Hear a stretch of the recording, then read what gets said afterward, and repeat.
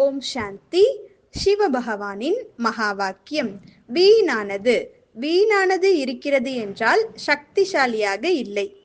ஒருவேளை மனதில் வீணான எண்ணம் இருக்கிறது என்றால் சக்திசாலியான எண்ணம் நிலைத்திருக்க முடியாது. வீணானது அடிக்கடி கீழே கொண்டு வருகிறது. வீணான எண்ணம் ஊக்கம் மற்றும் உற்சாகத்தை அழித்து விடுகிறது.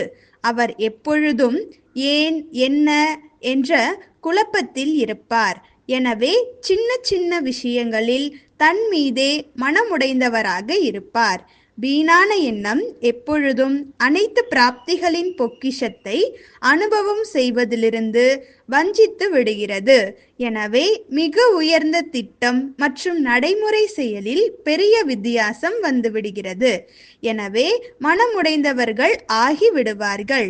வீணான எண்ணம் மிக வேகமாக சூறாவளி மாதிரி குழப்பத்தில் கொண்டு வரும். வீணான எண்ணம் ஆத்மீக சக்தி மற்றும் நேரத்தை இழப்பதற்கான காரணமாக ஆகிவிடும். வீணான எண்ணத்தை உருவாக்கும் ஆத்மாவையும் மிகவும் தொந்தரவு செய்யும். அதாவது மாஸ்டர் சர்வசக்திவான் சக்திசாலியான ஆத்மாவின் மதிப்பிலிருந்து இறக்கிவிடும். சக்திசாலி முழு உலகிலும் எந்த தந்தையின் ஒரு நொடிக்கான காட்சியை பார்ப்பதற்கான சாதக பறவைகள் போல் இருக்கிறார்கள். அந்த தந்தையின் ஒரு நொடியில் அதிகாரி ஆக்கக்கூடிய சிரேஷ்ட ஆத்மா நான் என்ற இந்த நினைவு இயல்பாகவே சக்திசாலி ஆக்கிவிடும். சக்திசாலியான எண்ணம் சக்திசாலியான தந்தையின் சந்திப்பையும் அனுபவம் செய்விக்கிறது. மாயாவை வென்றவராகவும் ஆக்குகிறது. வெற்றி சொரூப சேவாதாரியாகவும் ஆக்குகிறது. சக்திசாலியான எண்ணம் உள்ளவர்கள் என்ன நினைப்பாரோ அதை செய்வார். நினைப்பது மற்றும் செய்வது இரண்டும் சமமாக இருக்கும்.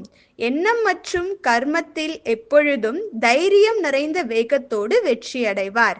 சக்திசாலியான எண்ணம் எப்பொழுதும் வசந்த காலத்திற்கு சமமாக பசுமையாக ஆக்கிவிடும்.